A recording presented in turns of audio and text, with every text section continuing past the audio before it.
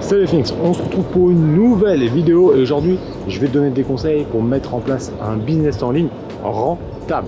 On voit ça tout de suite après le générique.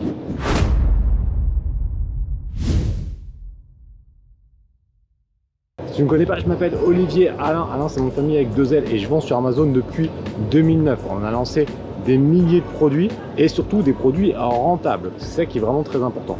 Donc dans cette vidéo, je vais t'expliquer comment tu vas pouvoir faire exactement pareil. Si tu veux aller plus loin, tu as une étude de cas complètement offerte directement dans la description où je te montre comment on a lancé un produit sur Amazon de A à Z avec un budget seulement de 100 € et sans avoir besoin de créer sa marque.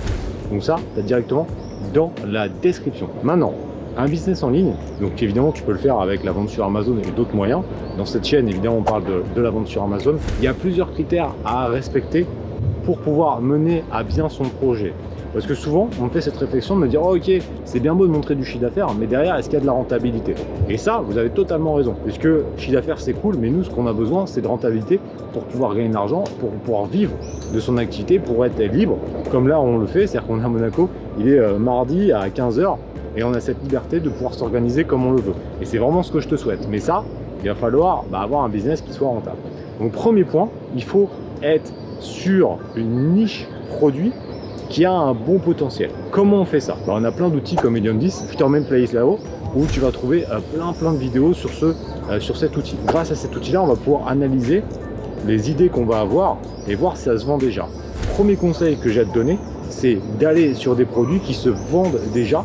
Ça te permettra de t'assurer, de te dire ok, si d'autres le vendent, on peut faire également la même chose. Évite vraiment des produits où il n'y a pas de concurrence. Bizarrement, les gens voudraient avoir the ID, the produit qui n'est jamais vendu, mais ça c'est souvent une erreur parce qu'on est quand même plus de 7 milliards sur Terre et en général les bonnes idées ont déjà été prises. Donc il faut mieux partir sur quelque chose qui existe déjà et pouvoir le quantifier. Ça c'est vraiment le premier conseil que je te donne et qui est très important. Deuxième conseil que je te donne, la marge. Elle se fait au niveau de la vente, elle se fait au niveau de l'achat. Ça veut dire que si tu achètes mal, tu vendras forcément mal. Donc là, comment on va faire, c'est trouver les meilleurs fournisseurs possibles au niveau qualité, mais aussi d'avoir le meilleur rapport qualité-prix. Donc ça, il y a pas mal de choses à voir et à savoir. Évidemment, c'est aussi une question de quantité, une question, est-ce que le fournisseur est loin, parce que tu vas avoir des coûts d'import qui peut être plus ou moins important. Et là, au moment où je tourne la vidéo, les coûts d'import sont quand même assez importants, donc il faut faire attention à ça. Mais vraiment, la marge se fait au niveau de l'achat. Ça, c'est le deuxième conseil que je te donne, donc vraiment faire gaffe sur ça. Troisième moyen, troisième conseil, c'est surtout de bien calculer cette marge. C'est-à-dire qu'il y a des calculatrices que tu as sur Amazon ou tu as une calculatrice directement sur Medium 10 qui te permet de voir en fonction du prix de vente que tu veux mettre.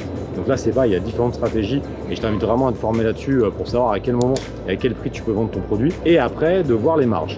Au niveau des marges, je te conseille d'être au minimum avec une stratégie de marque à au moins 25% de bénéfices nets en déduisant tous les frais Amazon hormis la publicité, parce que la publicité ça peut être fluctuant et ça va entraîner aussi des ventes en référencement naturel, donc je le prends pas en compte dans les 25%.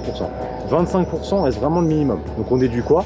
On prend notre prix de vente et on déduit les frais d'achat, les frais d'import, la commission Amazon pour mettre son produit sur Amazon, les frais d'expédition Amazon, le stockage. Ça va être les 5 frais qu'on va déduire. Et vraiment rester sur ces 25% de marge. Évidemment, si tu peux faire plus, c'est même mieux. 30%, c'est vraiment l'idéal.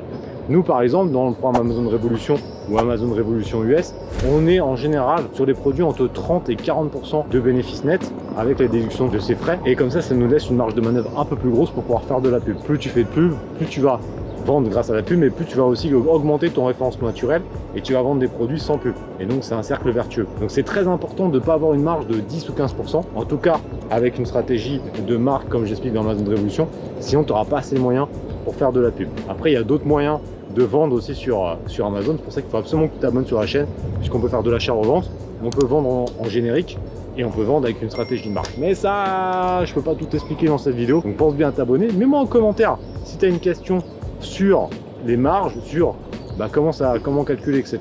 On y répondra. Et en tout cas, je te dis une chose très importante, pour avoir un business rentable, encore faut-il passer à l'action. Donc je compte sur toi et on se retrouve très prochainement. Bye.